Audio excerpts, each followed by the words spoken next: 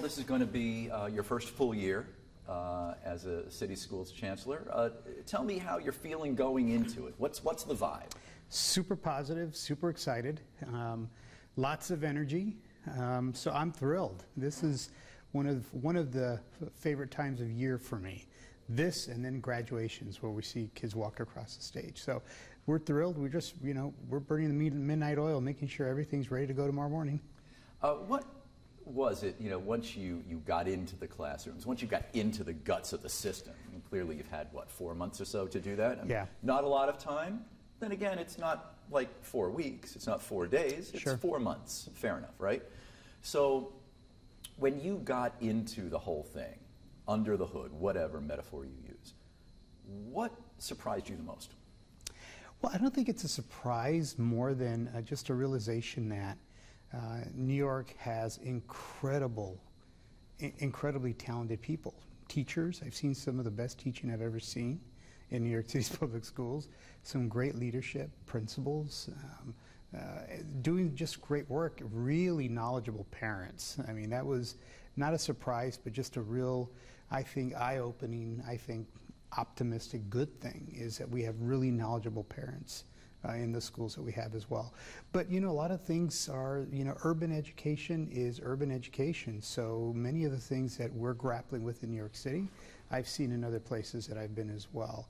I do think, though, that New York has a real can-do attitude and a real can-do spirit, and I think that bodes very well for the work we're doing in the NYC DOE. The exceptional teachers, the engaged, involved parents, are they the exception or are they the rule? Well, I'd like it to be more of the rule. I think, people work hard to make a living. So, it's not like all parents have just a lot of time to devote to whatever they want to do for schools. But no, it's not father knows best, And yeah, but I do think that parents do want to be involved. And I think for us as a school system, the way that we engage parents and we involve parents and we make it easier for them to be knowledgeable and be our partners in educating children, that's our job. So I'm really looking forward to some of those things that we're going to be really tackling this year. Is the New York City public school system too big? No, I don't think so. I think there are some real advantages to having a large system. I think you have some symmetry and synergy around how you approach educating kids. I think there's a real collective power in having a unified voice across all 5 boroughs around how and what we want to do to educate our children. I've worked in systems that have been decentralized and have been kind of broken up, and invariably what you end up getting is a system of haves and have-nots.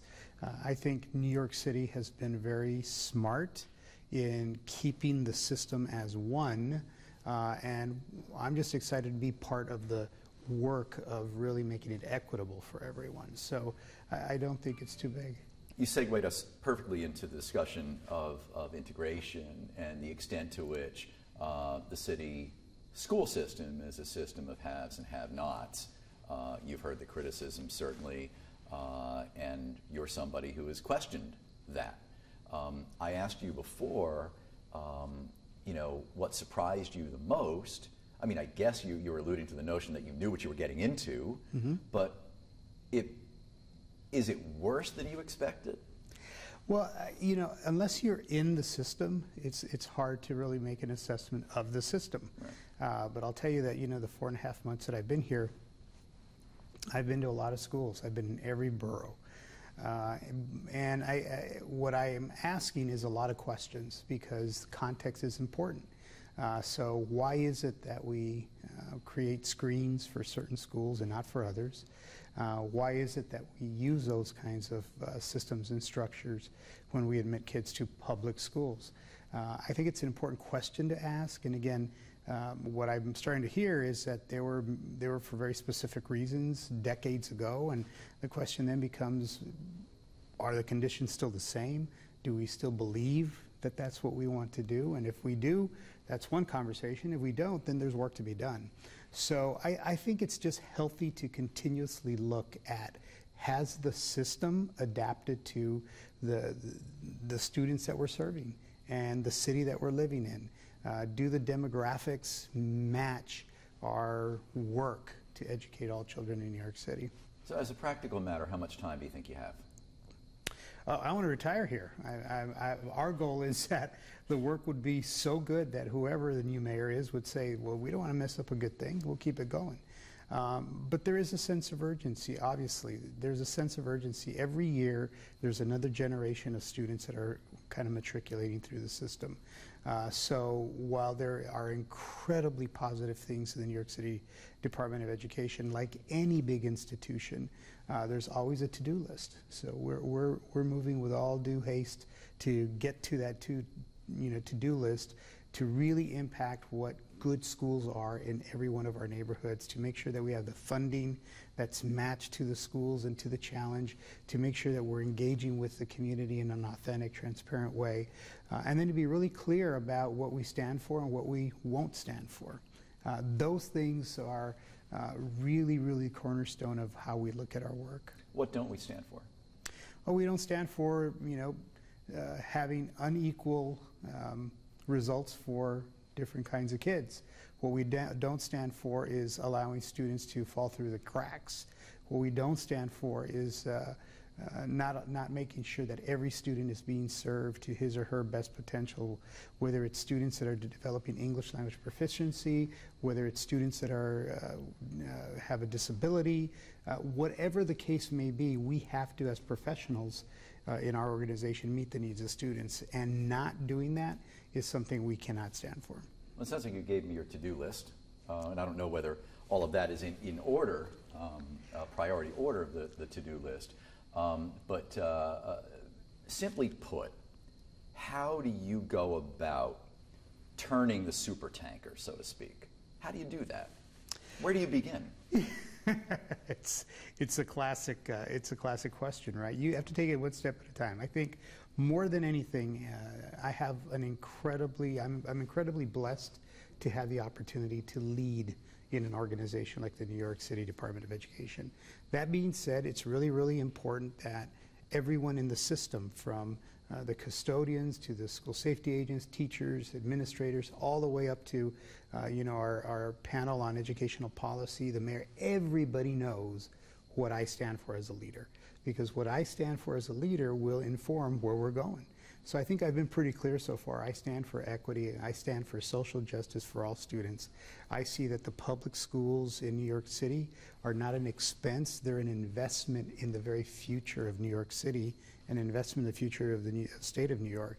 I also believe that all students should have access to all opportunities in a public school system. The schools belong to the public. And because of that, students should have access to the full array of great programming in the public schools. I also think that we have to look at the work we do from a systemic level. So it's not always on the ground, but take a bigger picture and look at the entire system and ask, are we truly serving all students in all communities to the best of our abilities? Where are the programs? Where are there not programs? Where do we have after-school programs? Where do we have gifted and talented programs? So you have to continuously look at, are we providing those opportunities uniformly across the system? That's a systemic approach. So I think it's going to be really, really important that that is really clear as we then start putting those flags in the ground about where we're going. And I think some of those have already been placed. The discussions we're having around equity, which is perfectly aligned with what Mayor de Blasio and his administration have done with their excellence and equity agenda. We're in line, but it's also important around the fact that you can't lose track that teaching and learning are the cornerstone of all that we do. So we're talking about how are we going to better provide curriculum to our students? How are we going to make sure that it's adaptive to meet the needs of students? We want to make sure that it's culturally relevant. We want to make sure that our teachers are being armed with knowledge, armed with resources, armed with support. And part of the role of the chancellor is to kind of keep that vision flame burning while all of the other winds of different ideas come and go. So that's how you start turning the ship, being really, really clear, and then being really, really strategic and specific about where you invest your dollars, where you support the work, and what kind of work you're supporting, and then being really transparent about what you see, what's working well, and also what we have to improve. Where do you stand with respect to the issue of entrance exam? Please sort of explain your point of view on that, because there's been so much back and forth in the media about this, and I think to some degree the position has been somewhat distorted, perhaps for political purposes. You know, not that that ever happens in New York. Never. But I'd like to hear it from you. Where do you stand on it? Please articulate that for us in your own words, and then why? Why take that position? Well, I think, again, if we believe that all students should have opportunities and that public schools truly belong to the public, then any time that we create a barrier for free access to those opportunities, we have to be really, really clear about why and what the purpose is. So as it pertains to the specialized schools, we have 8 specialized schools. We know 3 of them have legislatively mandated that their students are admitted through a specialized high school admissions test. So when I came in, I asked a question. So show me the research that says that is the best way of identifying kids that have the potential talent to go to a specialized school. There is none. The test itself is neither valid nor reliable as a great predictor of students being successful or being the best talented choice for a specialized school. Add to that the fact that there has been a cottage industry that has kind of grown in New York. I mean, I was out and about this weekend with my wife, and we saw advertisement about tutoring for the specialized high school admissions test. And you have, in many cases, families and parents who can least afford to be doing that feel they have to, and they go without because they want to have their kids tutored for one test. At the same time, there are about 168 specialized schools across America. There are only 8 that use a single test as the sole criteria for admissions. All 8 of those are in New York. So either we figured out something that no one else knows, or maybe there's things that we can learn from other places. Add to that the fact that we ask students to go to school every day. We ask them to do their homework. We ask them to do well in class and don't miss any days. And yet everything they do in middle school in terms of their grades really doesn't matter if they're going to go to specialized school, because all they have to do is do well on that one test.